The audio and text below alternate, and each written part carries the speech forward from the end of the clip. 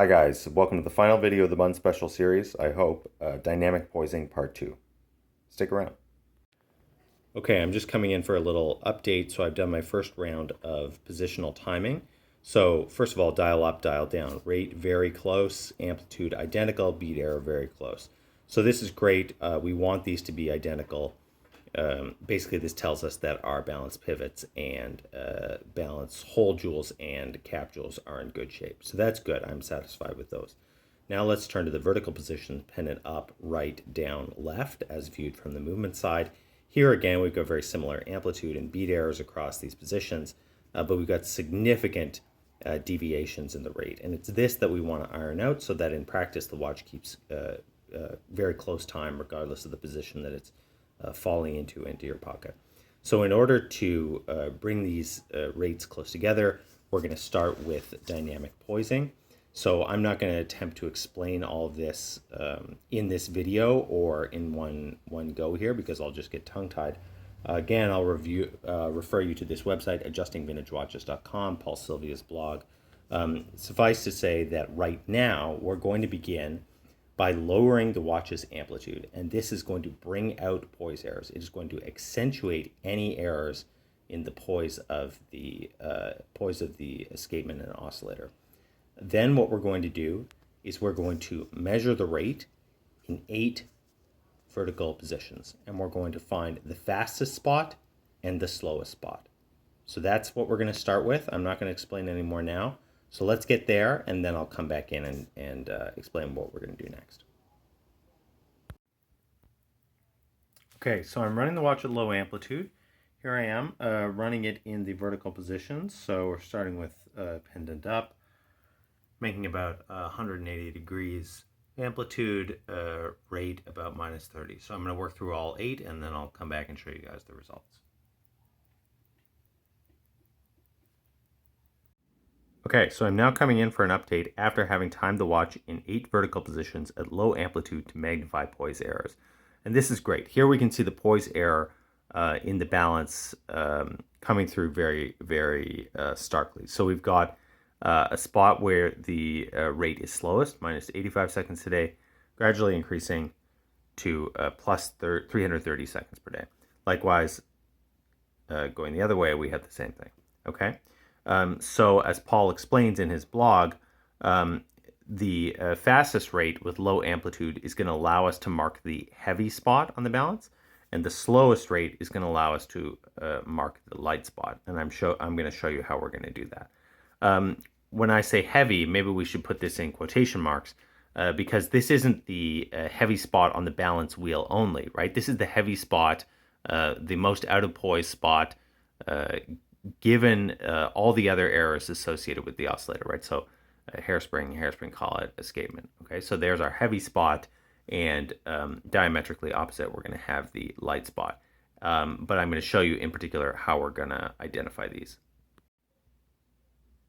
Okay, so we saw that the watch keeps different rates depending on its vertical position, but how do we identify which is the heavy spot and which is the light spot? Well, first of all, we take note of where the watch is running fastest and slowest, right? So it's running fastest when the pendant is pointing in this direction, and it's running slowest when the pendant is pointing in this direction, okay? Now let's envision a watch with the power taken out of it. The heavy spot is going to be the part of the balance directly below the balance axis, directly below the balance axis when the balance is at rest and the pendant is in the position in which it runs the fastest, okay? So I've drawn my watch, here's the pendant, I've drawn a little balance wheel, and I've marked the spots directly above and below the balance axis when the balance is at rest, okay? So the heavy spot is going to be the spot directly below the balance axis when the watch is in the position that it runs fastest in and the balance is at rest, okay? So heavy spot there, and naturally the light spot is going to be the one diametrically opposite that, okay?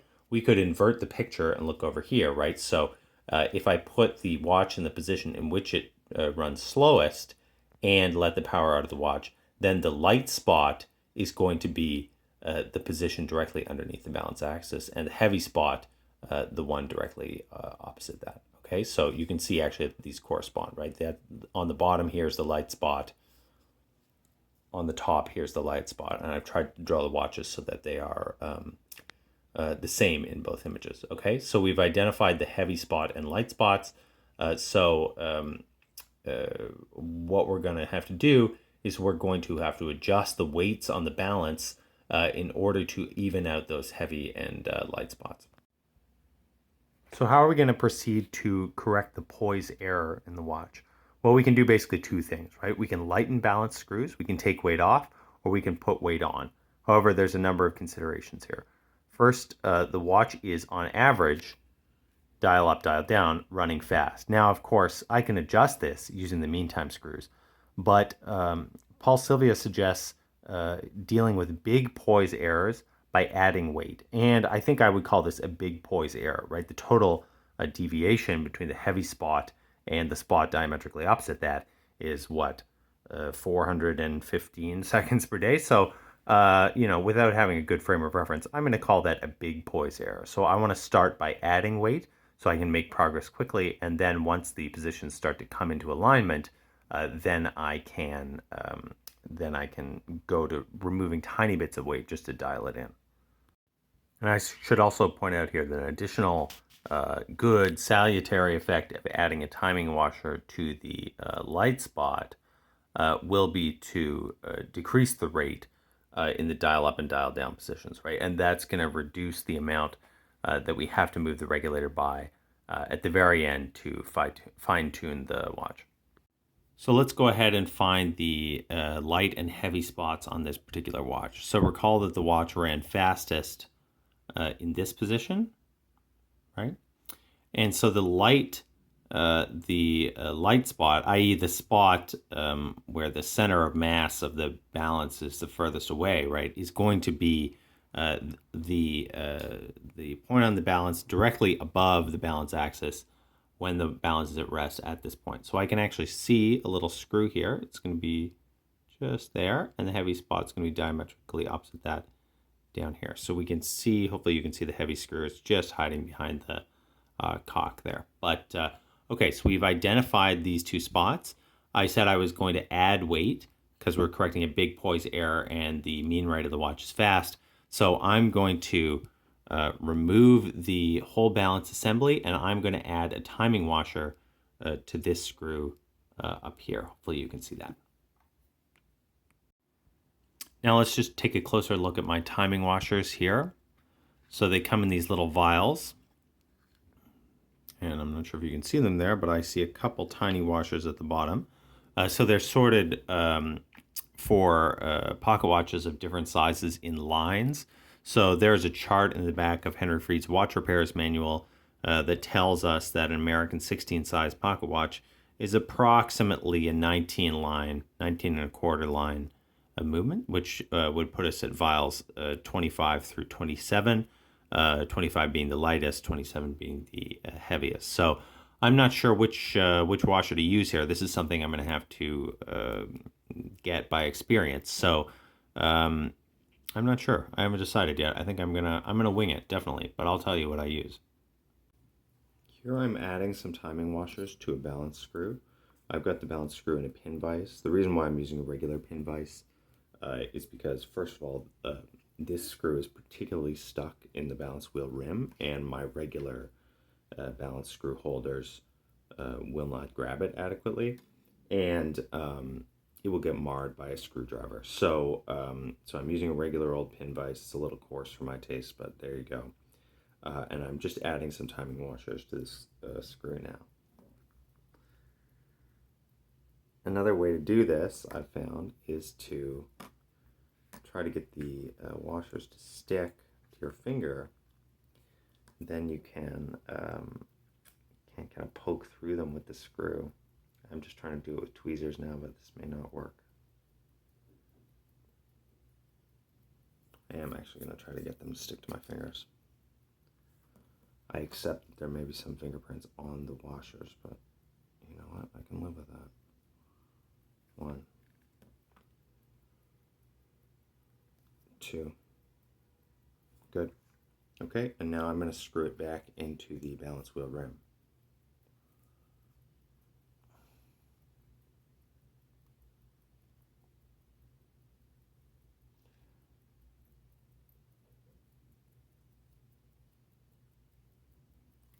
Okay. Now we can go demagnetize the watch and do our positional timing again.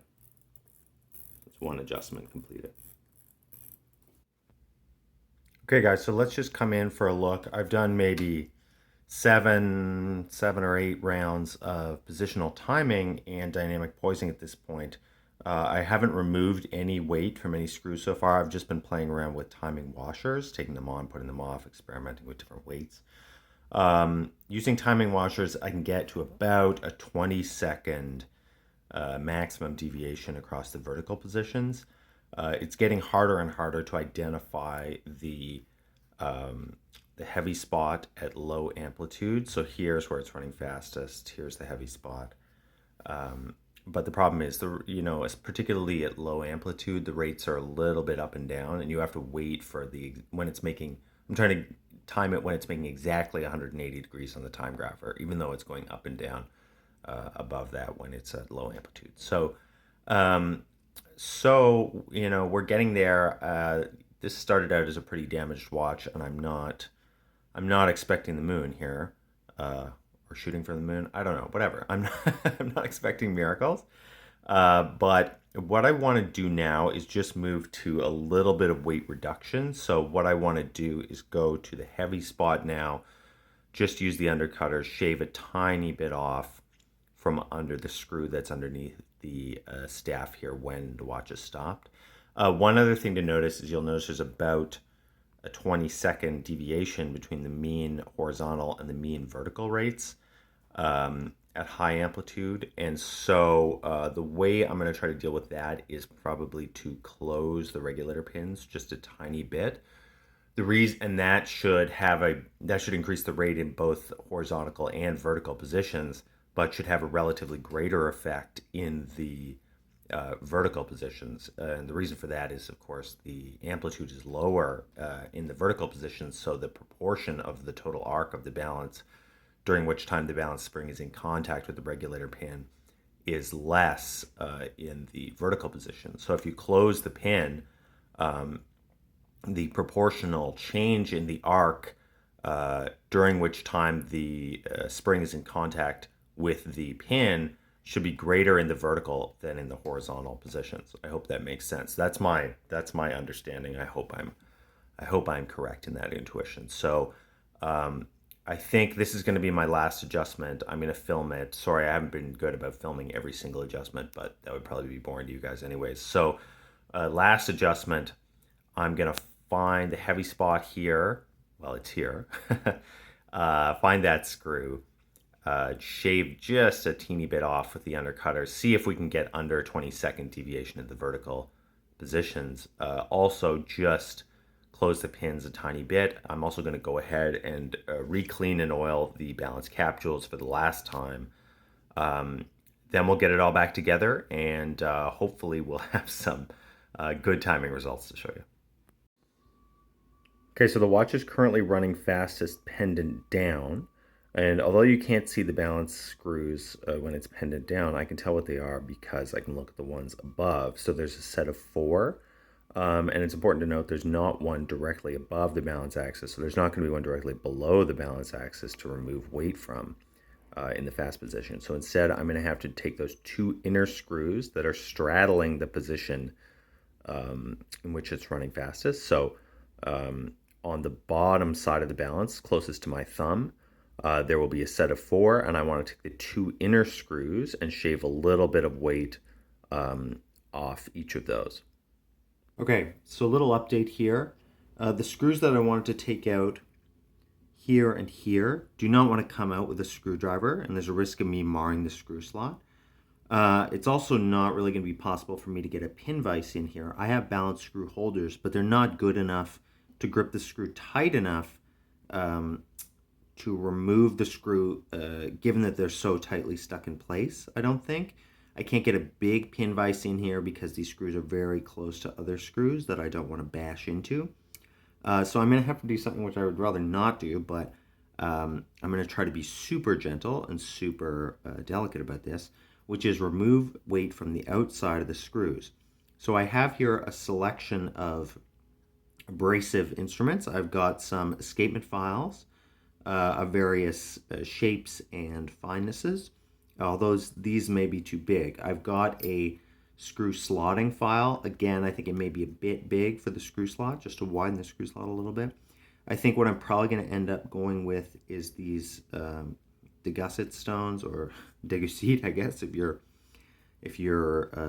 French pronunciation is good. So that's a big one. Probably won't use that. I've got these two little ones, so I'm hoping I can just shave off a tiny, tiny bit from the screw slots. I'm just realizing I do actually have two more options. That would be to chamfer the head of these balance screws using these little cup-shaped deburring tools. Cousins UK, by the way, is a great place to blow all your money if you if you got some cash to burn, or even if you don't.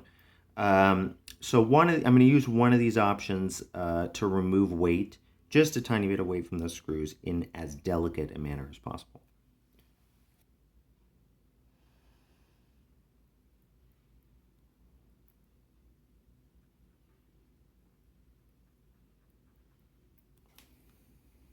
Okay, good enough. Now, of course, since I have shaved material off the balance, I'm actually going to wash the balance in lighter fluid right now, because I do not want swarf like from my balance screws to get in my oil or anything like that, contaminate the movement. So I'm going to get my my post clean rinse out here. Just give the balance a light brush in lighter fluid. Then set it aside, and then we'll do the cap jewels, and then we're gonna call it a day on this movement here. Here I'm just cleaning the watch dial. It's suspended in water using a little length of brass wire, and I'm going to drop in some polydent tab and leave that for a while, and the bubble should clean the dial off really nice. These dials are great. They're actually really robust. They are fragile, but um, they are kind of resistant to accumulating dirt, so you can kind of scrub off the dirt pretty easily. So yeah. So here's the watch case with new crystal. As you'll recall, the watch case was really badly tarnished, really badly brassed. And I've done what I can to bring it back around just with some hand polishing. So you can still see, a distinction between the brass and the remainder of the gold plating here. But I'm happy. I'm not the sort of person who likes to recase things or restore things excessively. To me, this is good enough, and shows a kind of long history of wear and enjoyment, and I think this case will continue to do good service for a few more years. Okay, ladies and gentlemen, so here are the final set of numbers. I've since adjusted the mean rate down a little bit. The average horizontal and average vertical rates are pretty close, so I had to close the banking pins a little bit. Not banking pins, regulator pins. I actually advise doing this first in future, because you want to keep the regulator more or less centered. I ended up having to slow it down a fair bit because, of course, closing the regulator pins increased the mean time. Amplitude, I wish, was a little bit higher in the horizontal positions, and perhaps next time I will just make a point of polishing these old staffs before they go in, maybe with just some rouge in the lathe. But in the vertical position, this is about running in for about a half hour. It's fine. Bead error is very acceptable here. Pendant left. It's a bit of a big delta between the positions, but it's okay. It's okay. I'll live with it. So, and there's the old watch, the old Bunn Special in its beat up case. Dial really nice. There's one little hairline on there, but not too bad. Totally brass, totally worn out, but I like it. I like the aesthetic. So I'll give you guys one more shot outside, and we'll call it a day on this project.